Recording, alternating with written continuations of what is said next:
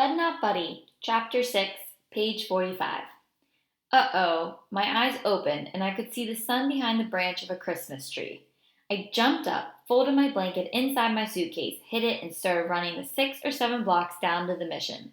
I turned the corner and said, "Woof!" There were still people lined up waiting. I started walking along the line. The end was a lot farther away than I thought. The line turned all the way around 2 corners, then crossed over one street before I saw the last person. Shucks. I walked up to get behind him. He said, "Line's closed. These here folks are the last ones." He pointed at a baby standing next to a woman who was carrying a baby. I said, "But, sir." He said, "But nothing. Line's closed. These here folks are the last ones." It was time to start lying. If I didn't get any food now, I'd have to steal something out of someone's garbage, or I wouldn't be able to eat until the mission opened for supper. I said, "Sir, The man raised his hand and said, "Look, kid, everybody's got a story, and everybody knows the rules. The line closes at 7 o'clock.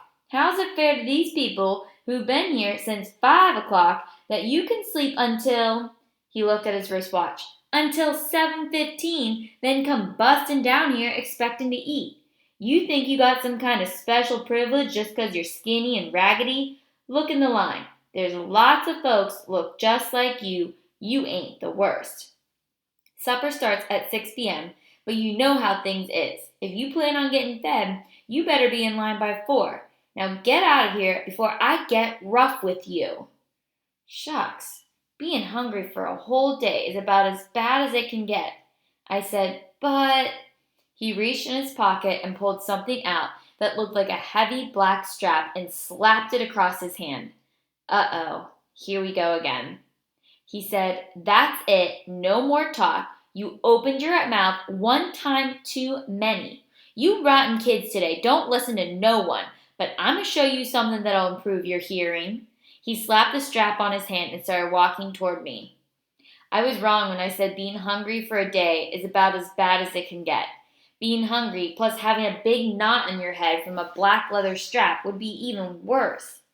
I backed away but only got 2 steps before I felt a giant warm hand wrap around my neck from behind. I looked up to see whose doggone hand was so doggone big and why they'd put it around my neck.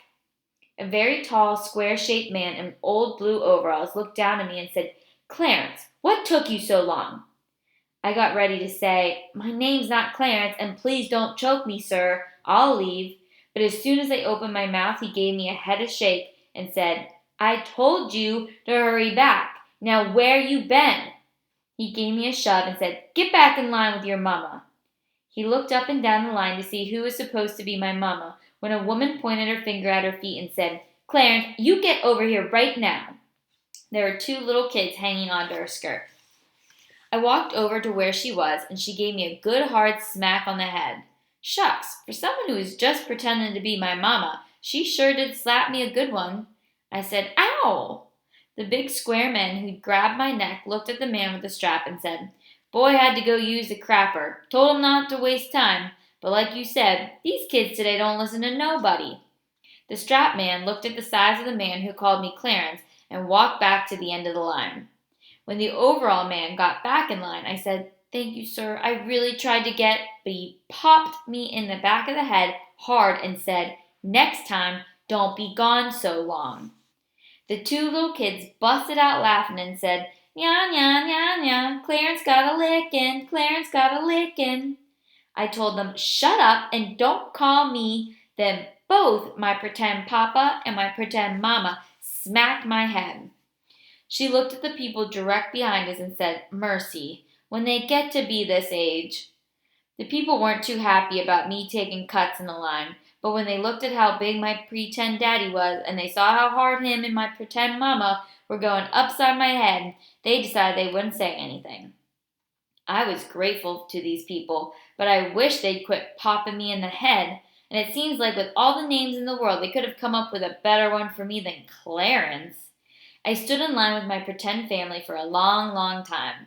Everybody was very quiet about standing in line, even my pretend brother and sister and all the other kids. When we finally got around the last corner and could see the door and folks going in, It seemed like a bubble busted and people started laughing and talking. The main thing people were talking about was the great big sign that was hanging over the building. It showed a gigantic picture of a family of four rich white people sitting in a car driving somewhere. You could tell it was a family because they all looked exactly alike. The only difference amongst them was that the daddy had a big head and a hat, and the mama had the same head with a woman's hat, and the girl had two big yellow pigtails coming out from above her ears. They all had big shiny teeth and big shiny eyes and big shiny cheeks and big shiny smiles.